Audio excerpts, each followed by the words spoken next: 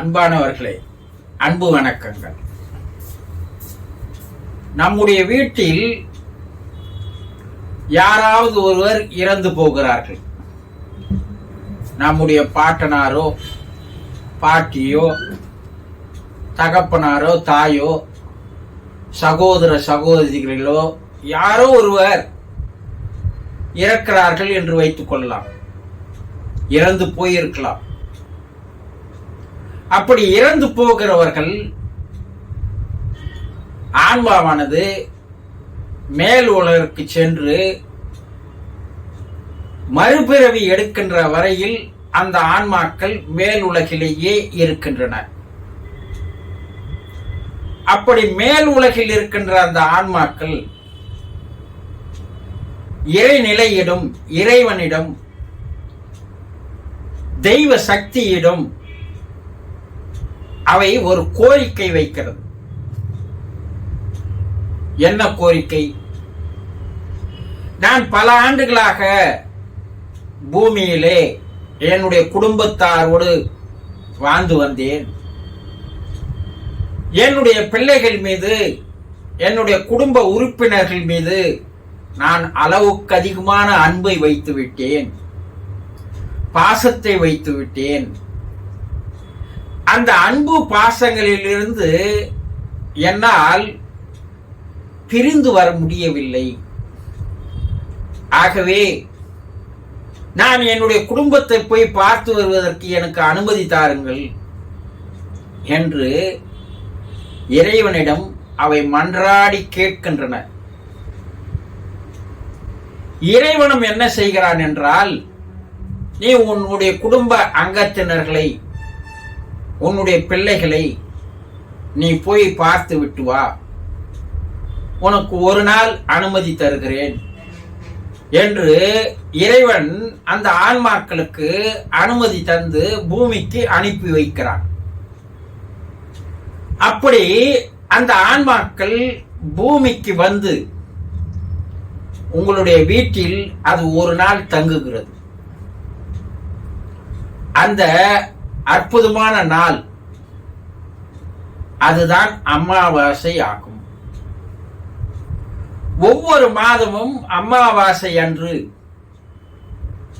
இறந்து போனவர்கள் நம்மோடு வாழ்ந்த போது அவர்கள் என்னென்னலாம் விரும்பி சாப்பிட்டார்களோ, எதையெல்லாம் அவர்கள் விரும்பினார்களோ அதையெல்லாம் நாம் படையலிட்டு அவர்களை நினைத்து அவர்கள் ஆன்மா சாந்தி அடைவதற்காக நாம் அமாவாசை அன்று படையலிட்டு அவர்களை வணங்கி சாப்பிடுகிறோம் அல்லவா? இதை முன்னோர்கள் ஏன் அன்று செய்தார்கள் என்றால், அன்று அந்த ஆன்மாவானது உங்கள் வீட்டில் வந்து தங்கி இருக்கிறது. நீங்கள் எந்த நிலையில் இருக்கிறீர்கள், எப்படி வாழ்கிறீர்கள், ஏதாவது பிரச்சனையில் இருக்கிறீர்களா, கஷ்டத்தில் இருக்கிறீர்களா, துன்பத்தில் இருக்கிறீர்களா, துயரத்தில் இருக்கிறீர்களா, கவலைப்படுகிறீர்களா என்பதையெல்லாம் அந்த ஆன்மா அமாவாசை அன்று வந்து உங்கள் வீட்டிலிருந்து உங்களை கண்காணிக்கிறது.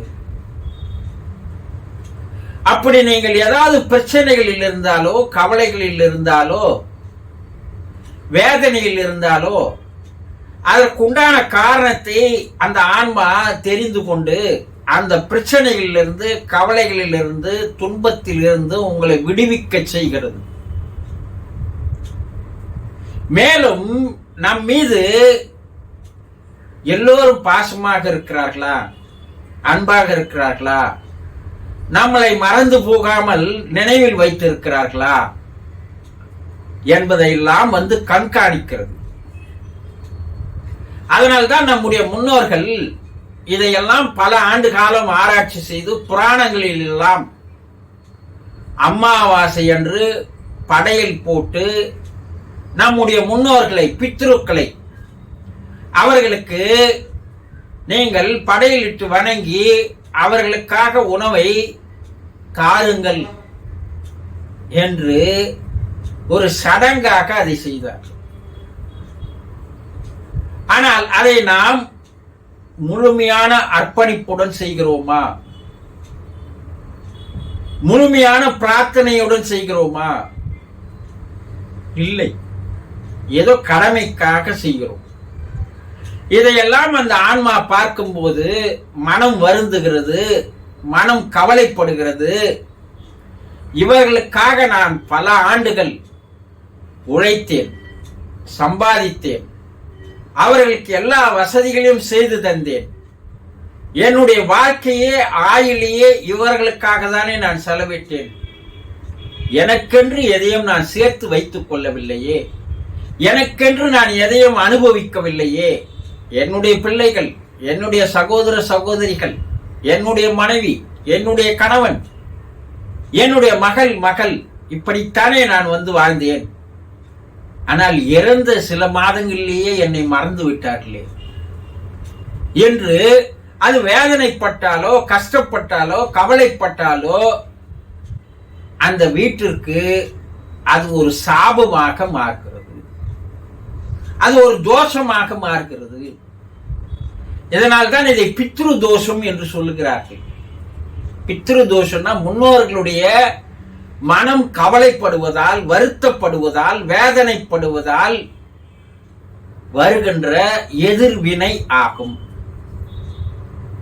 அப்போ நாம என்ன செய்யணும்? அந்த பித்ருக்களுடைய, முன்னோர்களுடைய மனம் சந்தோஷப்படும்படியாக, ஆனந்தப்படும்படியாக, மகிழ்ச்சியாக இருக்கின்ற நிலையிலே நாம் நடந்து கொள்ள வேண்டும் அல்லவா?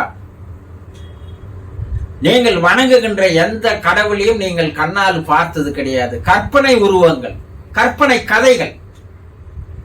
ஆனால் நீங்கள் கண்ணால் பார்த்த தெய்வம் உங்களுடைய முன்னோர்கள், தாய் தகப்பன், பாட்டன் பாட்டிகள். அந்த தெய்வங்களையே நீங்கள் மறந்து போகும்போது அந்த தெய்வங்களானது படுகின்ற அந்த மனவேதனை, மனக்கவலை, அது அலைகளாக உங்களுடைய வீட்டை சுற்றி ஒரு கவசத்தை ஏற்படுத்துகிறது. த நெகட்டிவ் வேவ்ஸ் என்று சொல்லலாம். அதனால் அந்த வீட்டில் இருப்பவர்களுக்கு எந்த விதமான நல்லதும் நடப்பதற்கு வாய்ப்புகள் இல்லை. பலவிதமான துன்பங்களுக்கு, பலவிதமான நோய்களுக்கு, பல பிரச்சனைகளுக்கு ஆளாக்குவதற்குண்டான நிலைக்கு தள்ளப்படுகிறார்கள். இதில் மிக முக்கியமானது, மாதந்தோறும் பௌர்ணமி வருகிறது. ஆனால் இதில் முக்கியமான 3 அமாவாசை. இந்த 3 அமாவாசைகளில் ஆடி அமாவாசை, புரட்டாசி அமாவாசை, தை அமாவாசை என்று சொல்வார்கள். அதில் மிக முக்கியமானது ஆடி அமாவாசை. இந்த ஆடி அமாவாசை அன்று நிச்சயமாக நம்முடைய முன்னோர்கள் மறுபிறவி எடுக்காமல் இருந்தால் அவர்கள் அன்று உங்கள் வீடுகளில் வந்து தங்குகிறார்கள் என்று புராணங்கள் கூறுகிறது. அவர்களுக்கு நாம் திதி கொடுப்பது, அவர்களுக்கு எள்ளும் தர்பை புல்லும் சமர்ப்பிப்பது, பிண்டச்சோறு வைப்பது, இதெல்லாம் அவர்களுடைய மனம் சந்தோஷப்படும்படியாக, ஆனந்தப்படும்படியாக செய்கின்ற ஒரு காரியமே தவிர, ஒரு சடங்கை தவிர வேறு எதுவும் அல்ல. இதில் நாம் செய்கின்ற தவறுகள் என்னவென்றால், அவர்கள் இறந்து போய் 10, 20, 30 ஆண்டுகள் ஆகியிருக்க, இந்த 30 ஆண்டுகள் ஆனாலும் ஆடி அமாவாசை அன்று போய் நான் திதி தருகிறேன், சடங்கு செய்கிறேன், பரிகாரம் செய்கிறேன் என்று செய்வது என்பது ஒரு பெரிய முட்டாள்தனமான செயல். ஏனென்றால் ஒரு செல்போன் வைத்திருக்கிறார், அந்த செல்போன் நம்பரை அவர் மாற்றி விட்டார். நீங்கள் அந்த பழைய நம்பரிலேயே அவரோடு தொடர்பு கொண்டிருந்தால் அந்த தொடர்பு கிடைக்குமா? கிடைக்காதல்லவா? அதுபோல அவர்கள் மறுபிறவி எடுத்து போய் எங்கேயோ அவர்கள் வாழ்ந்து வருகிறார்கள், வளர்ந்து வருகிறார்கள்.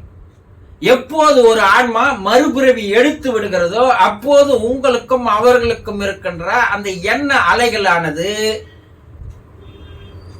துண்டிக்கப்பட்டு விடுகிறது. அப்ப நீங்கள் எண்ணுகின்ற எண்ணம், செய்கின்ற பிரார்த்தனை எல்லாம் வீணாக தான் போகுமே தவிர அதனால் எந்த பலனும் கிடையாது. ஆனா ஒரு சிலர் போய் பார்த்தா அவங்க அப்பா, அவங்க அம்மா, அவங்க பாட்ட, அவங்க பாட்டி, அதுக்கு முப்பாட்டி இவங்க பேரெல்லாம் சொல்ல சொல்லி அந்த புரோகிதர் கேட்பார். இல்லாதவர்களுக்கு நீங்கள் அவர்கள் பேரை சொல்லி அவர்களுக்கு நீங்க தர்ப்பணம் தருவதால் எந்த விதமான பயனும் இல்லை. ஆவி உலக ஆராய்ச்சி என்ன சொல்கிறது என்றால், எப்போது அவர்கள் மறுபிறவி எடுத்து விடுகிறார்களோ அப்போதே உங்களுக்கும் அவர்களுக்கும் இருக்கின்ற உறவானது துண்டிக்கப்பட்டு விடுகிறது. நீங்கள் செய்கின்ற இந்த பிரார்த்தனை சடங்குகள் எல்லாம் எதற்காக என்றால், மேலே இருக்கின்ற அந்த ஆன்மா மகிழ்ச்சியாக இருக்க வேண்டும், சந்தோஷமாக இருக்க வேண்டும், ஆனந்தமாக இருக்க வேண்டும், நிம்மதியாக இருக்க வேண்டும் என்பதற்காக தானே தவிர வேறு எதற்கும் அல்ல. அது ஆன்ம விடுதலை அடைவதற்கு, வேறு மறுபிறவி எடுப்பதற்கு உங்களுடைய நினைவுகள், உங்களுடைய பிரார்த்தனைகள் அந்த ஆன்மாவை சாந்தி அடைய செய்து மறுபிறவி எடுக்க செய்கிறது. இது தெரியாமல் நீங்கள் அந்த அமாவாசை என்று அந்த ஆன்மாவானது, ஆடி அமாவாசை என்று அந்த ஆன்மாவானது உங்கள் வீட்டில் இருந்து கொண்டிருக்கும். நீங்கள் எங்கேயோ போய் நீர்நிலைகளில் ஏதோ ஒரு காரணம் காட்டி ஏதோ ஒரு சடங்கை செய்து வருவதால் எந்த விதமான பயனும் இல்லை. அந்த சடங்கு செய்கின்ற அந்த நடுத்தரகர்கள் கூட அதை உண்மையாக செய்வதில்லை. நீங்கள் உங்களுடைய இரத்த சம்பந்தத்தோடு, தொப்புள் கொடி உறவோடு நீங்கள் தொடர்பு கொள்வதற்கு வேறு ஒருவர் எதற்கு நடுத்தரகராக, புரோக்கராக இருக்க வேண்டும்? இப்ப நீங்க எண்ணுகின்ற எண்ணங்கள் அவர் சொல்லி உங்களுடைய மூதாதையர்களுக்கு, பித்தர்களுக்கு சொல்ல முடியுமா? சிறிது சிந்தித்து பாருங்கள். அந்த நேரத்தில் உங்கள் வீட்டில் உட்கார்ந்து கொண்டு நீங்கள் உங்களுடைய முன்னோர்களுக்கு நீங்கள் மனமுருகி அவர்களிடம் வேண்டினாலோ, மனமுருகி அவர்களோடு பேசினாலோ, அது அந்த ஆன்மாவானது அந்த வீட்டிலேயே இருப்பது அதற்கு தெளிவாக கேட்கிறது, அது நேரடியாக சந்தோஷப்படுகிறது, ஆனந்தப்படுகிறது. அன்று நீங்கள் செய்ய வேண்டியது என்னவென்றால், அந்த ஆன்மாவுக்கு வைத்த படையலை, காகத்தினுடைய வடிவில் அந்த ஆன்மாக்கள் வருகிறது என்று கருட புராணம் கூறுகிறது. அந்த வீட்டு வெளியில் இருக்கின்ற அந்த காக்கைகளுக்கு அந்த உணவை நீங்கள் வைக்க வேண்டும். வாயில்லாத ஜீவராசிகளாக இருந்தால் நாய்களுக்கு அந்த உணவை வைக்க வேண்டும். நாய்க்கு வைக்கிறதா கேட்பாங்க. ஜீவராசிகள், ஆன்மாக்கள் எந்த உருவத்தில் வேணாலும் அந்த நேரத்தில் உங்கள் வீட்டிற்கு வரலாம். அல்லது ஒரு பசுவிற்கு நீங்கள் வயிறார உணவு தர வேண்டும். ஏதோ ஒரு கட்டு அவுத்திகிரேற்றுமே குத்துட்ட பிற்பாடப்பா என்னுடைய முன்னோர்களுக்கு நான் சாந்தி செய்துட்டேன்னா நீ ஏன் ஏமாந்து போகிறாய்? அவர்களும் ஏமாற்றப்படுகிறார்கள். மனுஷனுக்கே வயிறார உணவு போட்டாதான் அவன் சாப்பிட்டுட்டு நீங்க சந்தோஷமா இருங்க, நல்லா இருங்கன்னு சொல்லுவான். இவர்கள் என்ன செய்கிறார்கள் என்றால், ஒரு சிறிய கப்பல் எடுத்துட்டு போய் இந்தாங்க அன்னதானம் சொன்னா அவன் அதை வாங்கி பார்த்துட்டு சந்தோஷப்படுவானா? எந்த ஜீவராசிக்கும் அன்று வயிறார உணவு தர வேண்டும். வயிறு ஃபுல்லா ஆகிற மாதிரி உணவுகளை தர வேண்டும். அப்போதுதான் உங்களுடைய ஆன்மா அங்கேயே இருந்து பார்த்து கொண்டிருக்கும், அது சந்தோஷப்படும், அது ஆன்ம விடுதலை அடையும். ஆக உங்களுடைய ஆன்மாக்கள் இறந்து போகின்றவர்கள் 1 வருடமோ 2 வருடமோ 3 வருடமோ, அதிகபட்சம் 3 வருடம் என்று ஆவி உலகம் சொல்கிறது. அதற்குள் அவர்கள் மறுபிறப்பு எடுத்து விடுகிறார்கள். மறுபிறப்பு எடுக்கின்ற வரை நீங்கள் அவர்களுக்கு மாதம் மாதம் உங்கள் வீட்டிலேயே படையிலிட்டு அவர்களை நினைத்து ஒரு 10 நிமிடம் கண்ணீர் விட்டு பிரார்த்தனை செய்தால் அந்த வீட்டிலேயே பார்த்து கொண்டிருக்கின்ற அந்த ஆன்மா சந்தோஷம் அடைகிறது. உங்களுக்கு ஒரு பாதுகாப்பை தருகிறது, உங்களுக்கு வாழ்க்கையில் நல்லதை செய்கிறது. அது எந்த விதமான துன்பங்கள் உங்கள் வராமல் பாதுகாக்கப்படுகிறது. உங்களுடைய இறந்து போன ஆன்மாக்கள் மாதம் மாதம் வருகிறார்கள். ஆடி அமாவாசை அன்று இறங்கி வருகிறார்கள். உங்கள் வீட்டில் இருக்கிறார்கள். உங்களை நேரடியாக பார்க்கிறார்கள். நீங்கள் நடந்து கொள்ளுகின்ற நடவடிக்கைகளை வைத்து உங்களுக்கு நல்ல வாழ்க்கையோ அல்லது உங்களுக்கு தீயது வந்து சேரக்கூடிய வகையில் பாதுகாப்பு இல்லாமல் விலகி விடுகிறார்கள். புரிந்து கொண்டீர்களா? சந்தோஷம்.